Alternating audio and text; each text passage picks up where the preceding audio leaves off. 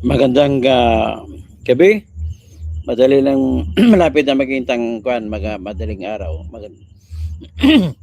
Ang ating po pag-usapan sa ngayon po ay ang patungkol po sa Binaliw tragedy at ang koneksyon diyan ni isa sa pinakamayamang tao sa Pilipinas na si Enrique Razon.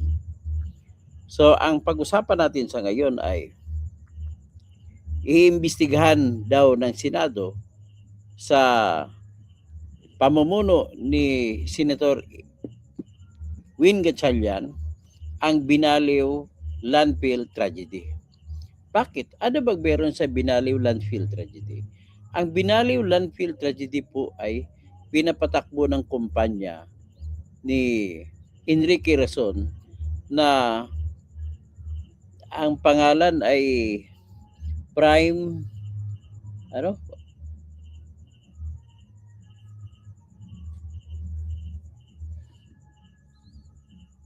Tingnan natin kung anong Prime.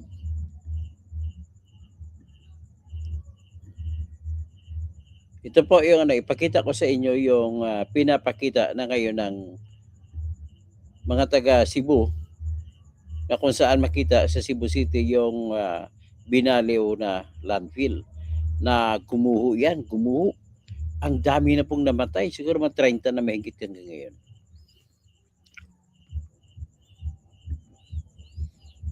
So, yan po ang pinapakita na istorya. Yan, Binaliw landfill tragedy.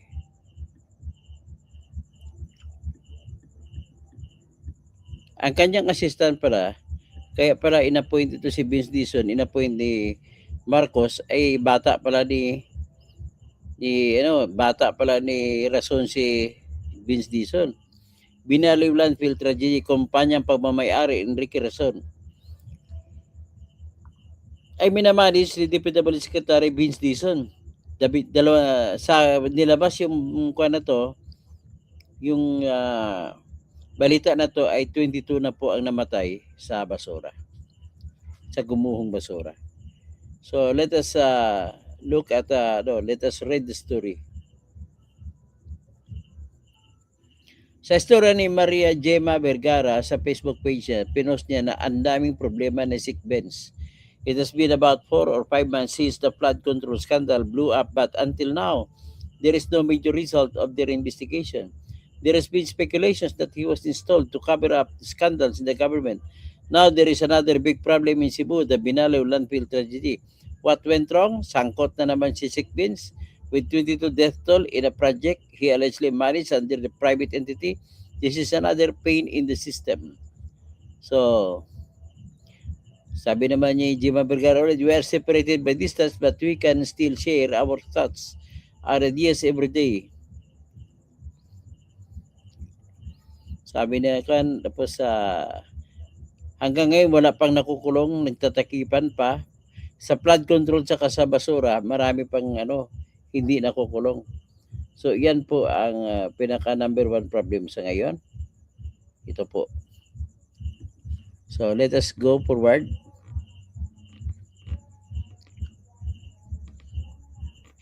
Ito po yung Binaliw tragedy.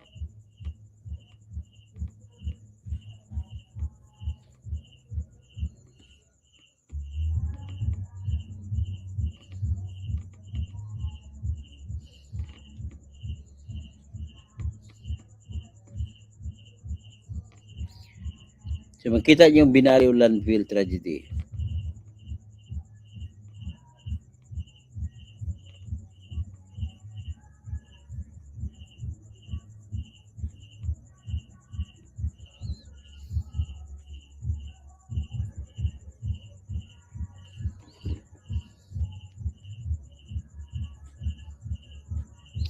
Actually, marami na pong mas maganda pa ipaliwanag ko ito kung anong involvement ni Razon. This very i-play ko yung aking na isiwalat noong January 19 January 9 o January 9 kung hindi ako magkamali. So i-play natin po yan. Pakinggan natin po ang aking play nung araw na yun. tragic incident, another tragic incident, or another tragedy that has befallen on the Philippines. Talagang wala na tayong mas makuan. O sino pa yung magdedepensa diyan kay Bongbong Marcos?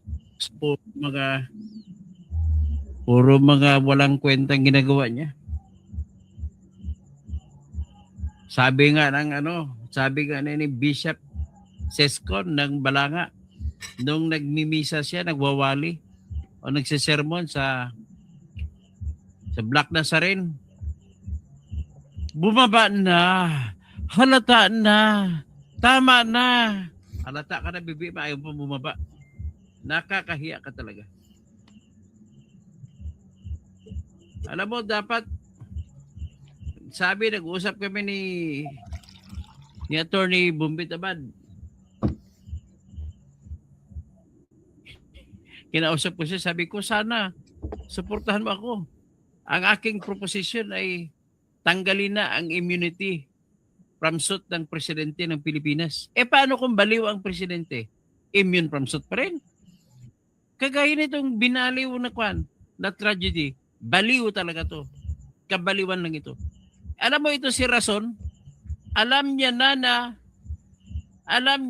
anytime at any given time, even in a small tick of a finger, magko-collapse na yung slope ng unprotected slope ng mga basura ng landfill na ginawa niya.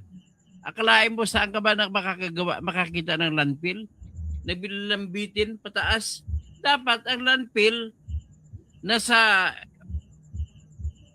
ilalim, nasa hukay, at doon ilalagay ang mga landfill. Hindi yun tapos may gilid na makakuan. May mga bundok sa gilid. Akalain mo bang ginawa dito? Walang bundok, pinatong sa bundok. Anong klaseng kanyan? Rason. Mr. Rason, Mr. Enrique Rason, baliw ka talaga. Mas baliw ka pa kay Kiko Barsaga. O tingnan mo, pakinggan natin yung sinabi ng bangag na to. Wala na magagawa to, panay na lang ang gusto mo lang makakanta sa yung laging tawag, what's going on? And I get real high. What's going on? And I get real high. And what's going on? Yan. And I say, BBM,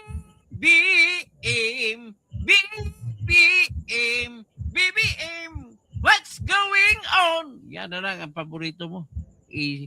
Ibibigay na lang natin kay BBM yan. Magagalit na sa akin mga pro-BBM dito.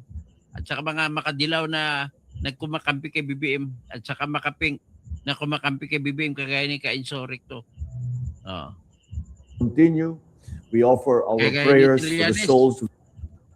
Before we start, let us take a moment of silence for the victims of the landfill incident in Barangay Binaliw, Cebu City, last January 08. A search and... Naka-trip ka tayo, nakahitit ka. Bakit barangay ang tawag? Baranggaw tawag mo? Ano ka ba?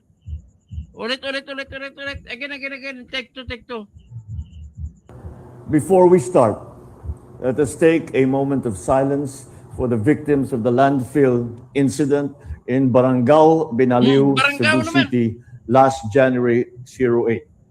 As search and rescue operations continue, we offer our prayers for the souls of the departed and strength to their grieving families. Please, a moment's silence.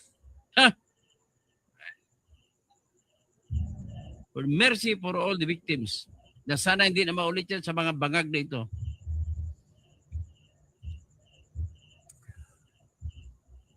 Please be assured that the government is taking all necessary measures to ensure safety, transparency, accountability, and compassionate.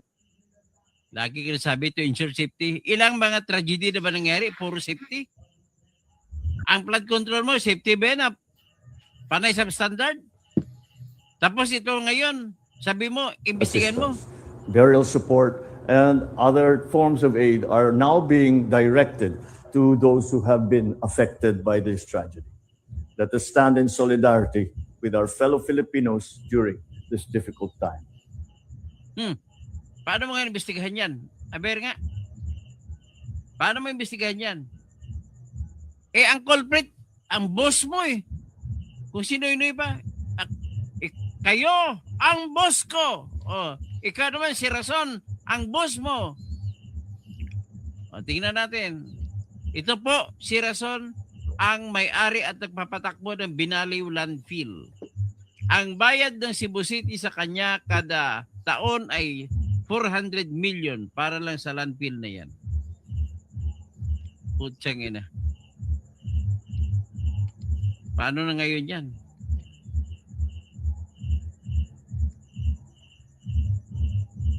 Ito, si Rason, Enrique Rason, na nagsampa ng kasong libel laban kay ultra-bilyonaryo laban kay Kiko Barsaga. Ito yung tao na he belongs in another kind of institution, not Congress. Sabi niya. Sino sabi? Sana sabi ni Enrique Rason kay Kiko Barsaga. Ikaw naman, you belong to where? Binaliw? Si Kiko baliw. Ikaw naman, binaliw. Grabe to So yan po, BBM, paano mo imbestigahan yan? Sige nga, tell me how. Ito po ang kasalanan mo. Kung imbestigahan mo yan, ang kasong isasampa laban kay Enrique Rason ay multiple homicide. Sa ngayon, 32 ng patay. 32 homicide na. Okay. 32 na Cebuano pinatay mo. May mga pangarap pa nag-abroad, iba mga may asawa, mga anak na umiyak. Ito tingnan ninyo yung tingnan ninyo yung pagkagawa ng landfill. Hindi ka ba magka-rebuild diyan? Ito yung after, ito yung before. Tingnan mo. Walang protection sa sides, sa slopes. At kung walang protection, iba ang takbo, mahuhulog yan. Kunting basa lang ng ulan yan. Hulog yung nakita niyo mga building sa baba. Yan ang tinabunan, ito na yun. Paano kasi? Patong na kayo ng patong ng basura dito. Dapat, dilagyan mo muna ng harang sa gilid parang rice terraces para hindi mahulog. At saka dito dapat sa gitna kayo naglagay o naghulog. Hindi doon sa gilid ng gilid. Dapat hindi nyo na pinataasan ito. Yung landfill dyan sa taas ng bundok, kundi mahuhulog lang yan. Walang protection. Hindi natural ang slope niya. Alam ng mga engineers nyo dyan na pag hindi natural na slope ng lupa ay delikado talaga. Kahit yung lupa, yung natural slope ng lupa, 45 degrees. Ito, hindi ito pwede sa 45 degrees. Kailangan to mga 30 degrees lang. O di kaya mga 20 degrees lang. Grabe. Pinagkikitaan mo yung Cebu City tapos gano'n ang paggagawin mo sa Cebu? Rason? Pinatay mo mga Cebuano? Sa ngayon po, 32 na po ang patay. Mayroon pang ibang missing, mga 5. At gusto niyo makilala kung sino mga namatay? Ipakita ko sa inyo mga may mga missing pa sa habang sa nilabas itong litratong ito.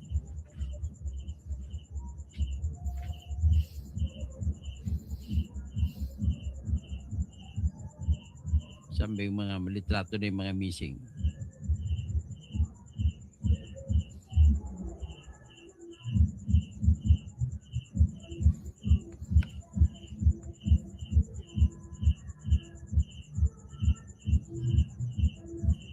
At dapat parusahan din dito si Parusahan din dito si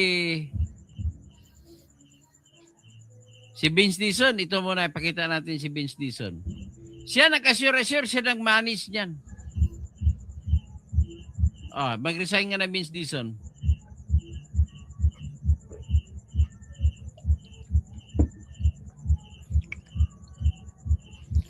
Yan po si Vince Dizon, tingnan nyo.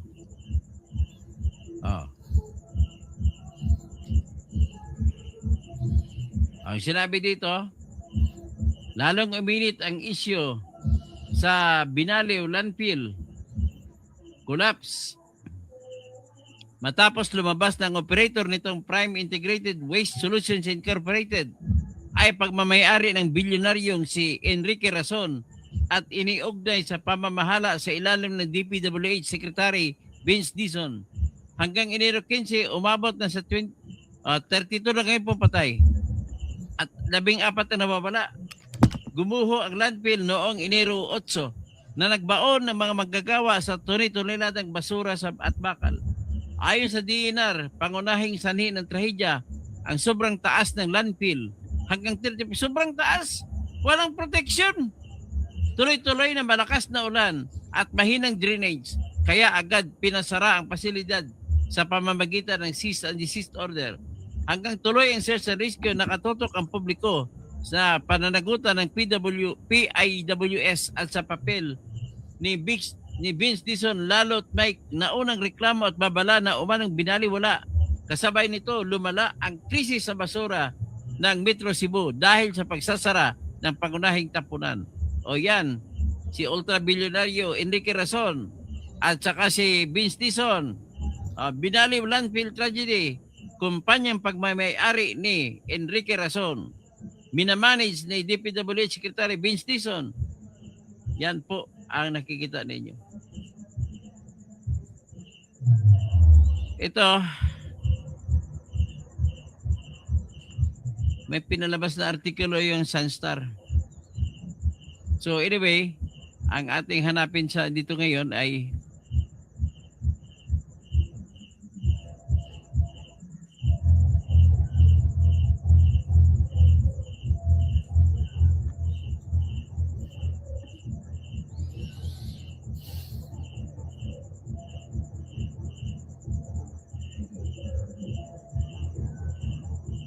nais ko makita ninyo ang litrato ng mga missing.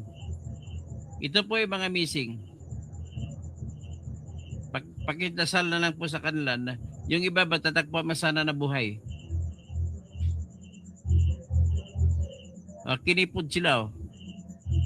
Pagkitanaw day, pasig na amoy kaila dire, baka may nakakilala kayo dito. Yang may mga aro, yan po missing na mga empleyado ng landfill. Kita ninyo? Tingnan ninyo, baka may kakilala kayo dyan. So ngayon, ipapaliwanag ko kung bakit homicide ang kaso. 32 counts pa lang sa ngayon. Homicide ang kaso ni Razon. Homicide sapagkat may pinatay siya. At ang pagpatay na yan ay hindi po dahil sa hindi pag-iingat. Alam na kasi niya na napakataas na ng basura ang patong at magkukulaps na yun. Tinuloy pa rin niya. Ibig sabihin, sinadya niya, may deliberate intention siya na hindi natataasan-taasan pa niya basura. May deliberate intention. Kung may deliberateness, so walang tinatawag na recklessness. Kung may deliberateness, homicide po yan. Kaya dapat parusahan ng kasong homicide na multi-homicide si Razon. At dapat may command responsibility din ito sa DPWH at saka sa kay Bongbong Marcos. Kasi ang nag-aprobahan ng landfill ay DNR. So DNR may mga dapat ikukulong din yung DNR secretary dito. So ibig sabihin, yan po ang litrato ng nangyari sa Binaliw landfill tragedy. So, talaga makikita mo na malalim ang kaugnay ni Kwanjan, ni Razon, na pinakamayaman sa Pilipinas. At yan po isang tinuturo ni Libiste na utak ng sindikato sa power sector, kaya hindi bumababa ang presyo ng kuryente sa buong Pilipinas. Kaya yan po ang dapat tirahe ni Marcoleta. So tingnan natin Pero ito po, papakita ko sa inyo yung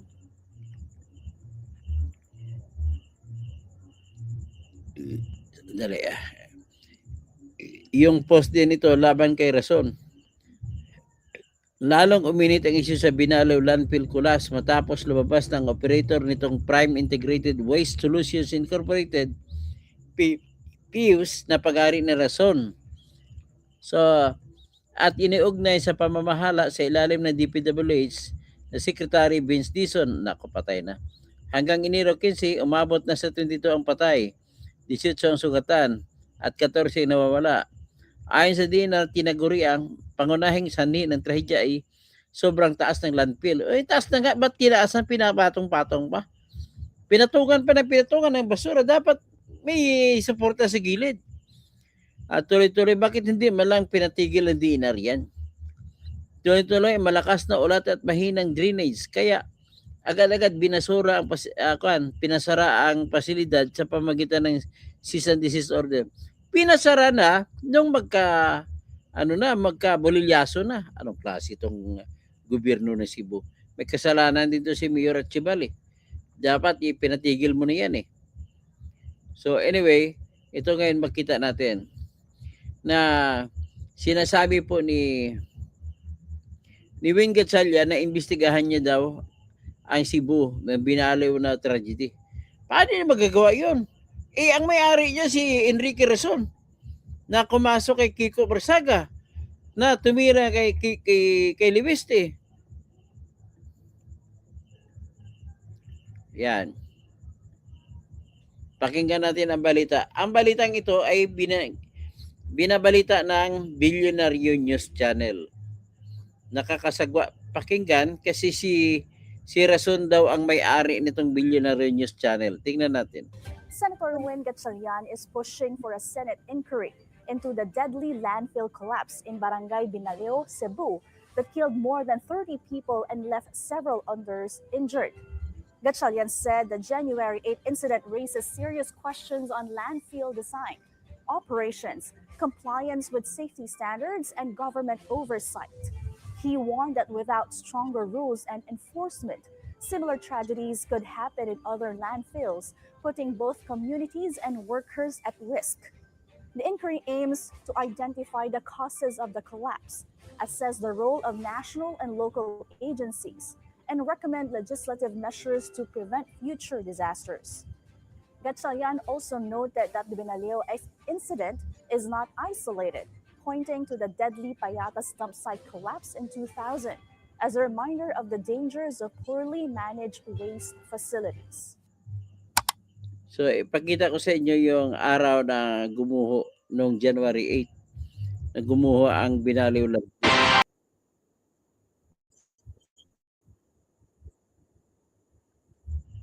So, ito, makita mo kung paano nagumuho. Nakuha po ito ng isang empleyado doon sa Binalaw Landfill.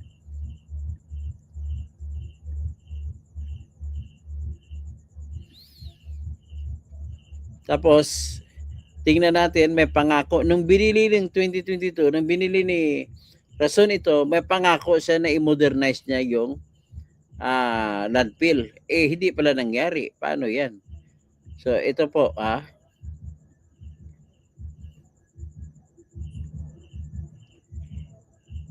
i-play natin po.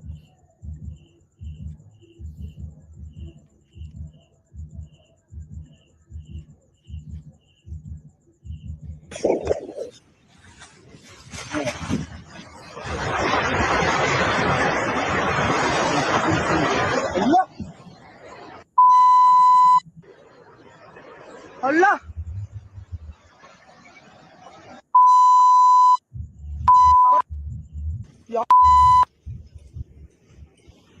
Hoy! Pahawa na mo!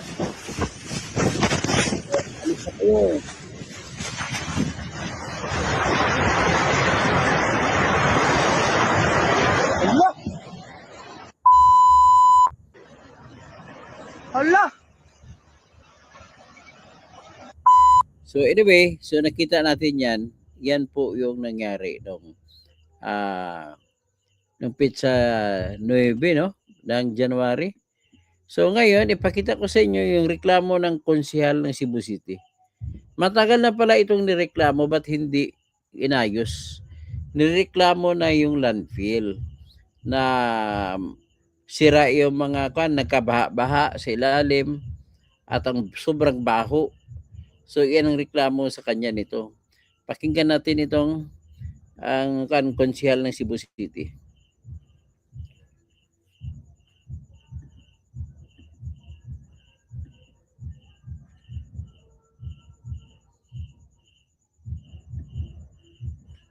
Ito ang konsehal ng Cebu City. Pakinggan natin.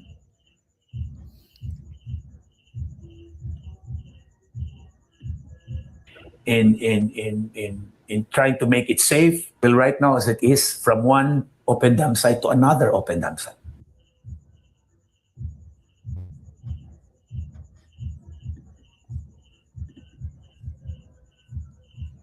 Two years ago, I even conducted a water sample, and when we tried to give the sample to EMB, they told them that they have to send it to Manila and it will take us 4 months.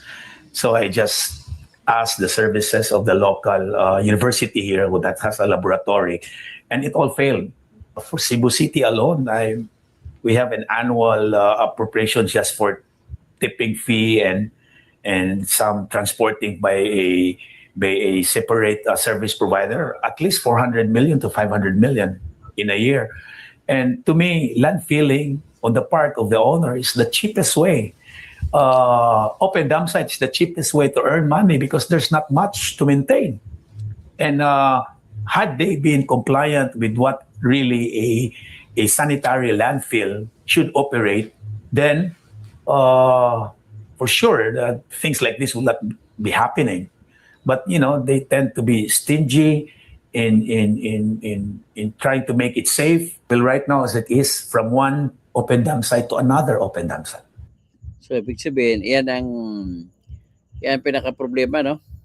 So titingnan mo, kaya bang gibain ni Win Gatchalian si Rason? Kasi ipapatawag niyang kumpanya na nagpapatakbo nito ay lalabas na ang may-ari ay si Rason. Anong gagawin kaya ni Kwan?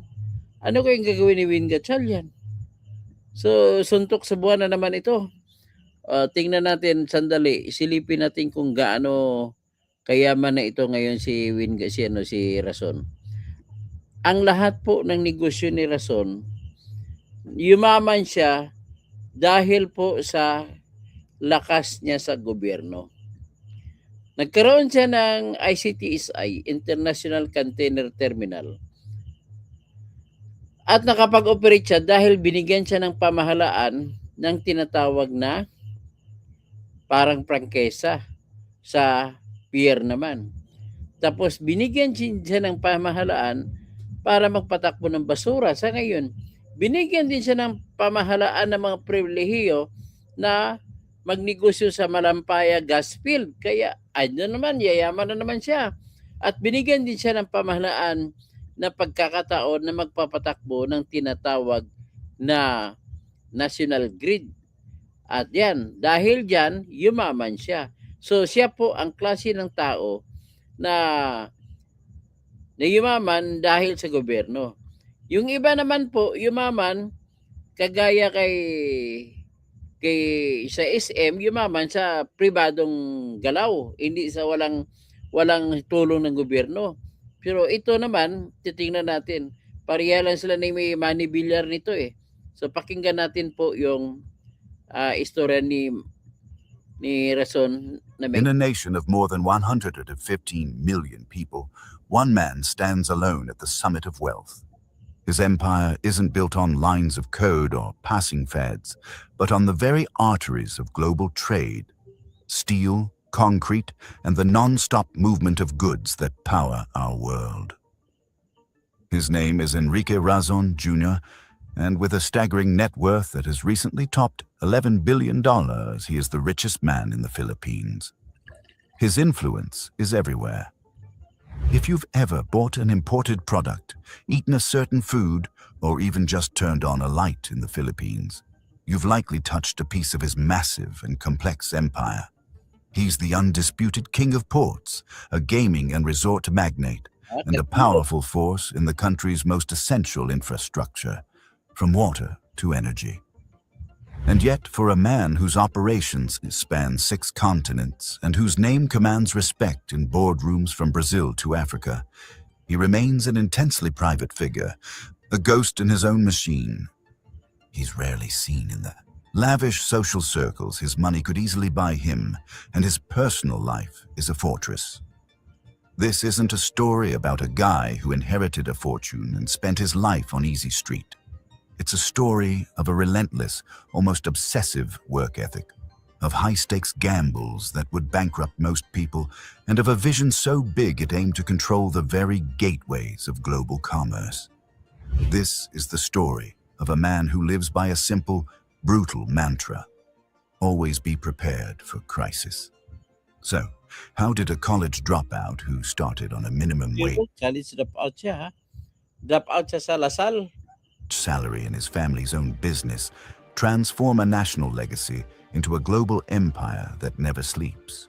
What are the hidden routines and secret philosophies that drive the man who moves the world's cargo? Today, we're pulling back the curtain. We'll go from the gritty docks of post-war Manila to the gleaming towers of his casino empire May-ari ang and super- into the disciplined private world of Enrique Ricky Razon Jr. We're going to find out how he built his fortune, how he lives with it, and how his next colossal bet could change the future of an entire nation. To really get who this guy is, you have to understand the world that made him.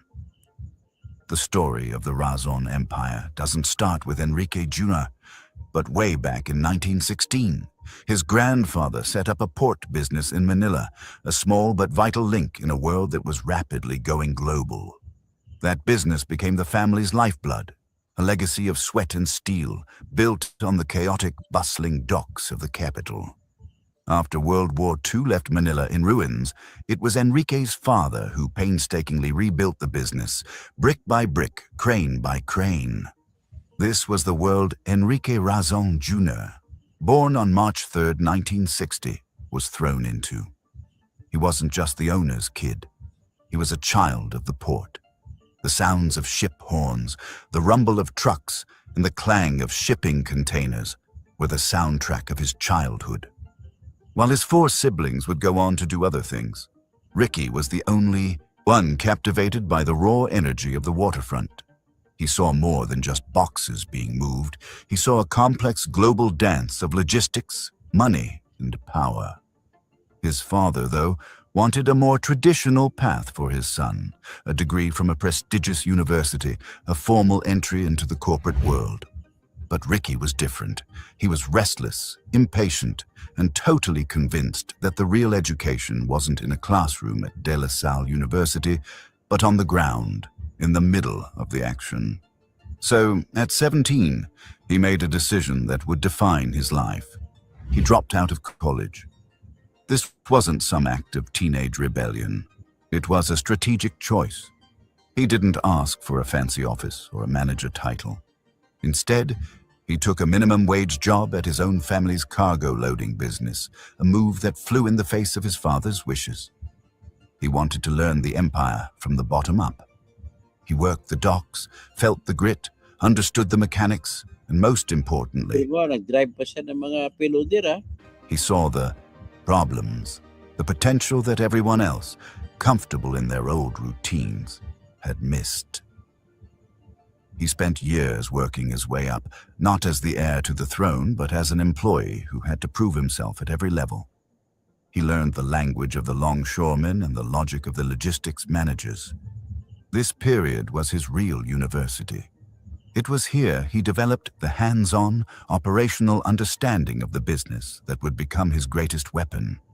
He wasn't just managing an asset, he was learning a living, breathing machine. The timing couldn't have been more perfect. In 1987, as the Philippines navigated the chaotic post-Marcos era, the government decided to privatize the country's ports. This shattered the old monopolies and created a once-in-a-lifetime opportunity. This was the moment Ricky Razon had been preparing for. He was no longer just the owner's son. He was a visionary who understood the port industry in his bones. He knew the future wasn't just about managing the port of Manila. It was about revolutionizing it. He partnered with the Soriano Group, another major Filipino business family, to form a new company with one audacious goal: to win the contract for the Manila International Container Terminal, or MICT. That company was named International Container Terminal Services, Incorporated, a name now known in ports all over the world. Ang negosyo niyang una na kinakailangan niya na connection sa gobyerno. Nakuha niya yan dahil sa connection sa gobyerno. At dahil doon po, yung mga kanyang kayamanan ay minimaintain niya, kailangan niya na i-maintain ang power niya sa gobyerno. Kaya totoo po yung sinasabi ni Kiko Barsaga na namigay siya ng suhol sa mga congressmen para makuha niyang pabor. Kung ano man ang prangkisa hingiin niya sa kongreso, makukuha niya sapagkat po ay kinukurap niya po yung mga congressmen. Ganun lamang po yan kasimple. Kaya with this, I end my presentation. Siguro naintindihan nyo ng ibig sabihin. Ang sa akin lang dito ay I doubt. Nagdadalawang isip ako kung magiging successful ba yung investigation ni Win Gatchalian, considering na malaking mama ang masasagasaan ng kanyang investigasyon sa landfill tragedy. At imbestigahan niya rin daw kung ano nangyari dun sa Payatas tragedy. Where sa Payatas naman, gobyerno yung papatakbo. Ito naman, siya ang papatakbo. So, let us see what happens. So, mananawag lang ako. So, sabi ni Marilyn Bundok, ingat palagi, Sir Toto. O, ingat po ako. Fernando Rafael Fernandez Cuervo. Tapos, makulong ba si Enrique Razon dahil sa nangyari? Makulong siya. Pwede sa kasuhan ng homicide. Dennis Causing, kapatid ko. Robert Ejen Santos, ikaw kalbo, sinong boss mo? Wala to lang kwenta tong tao to. Elizabeth Woodbury, Toto Causing, more power to you, watching from New York City. So yan po ang ating pinag-usapan sa ngayon. So magandang madaling araw na po sa lahat at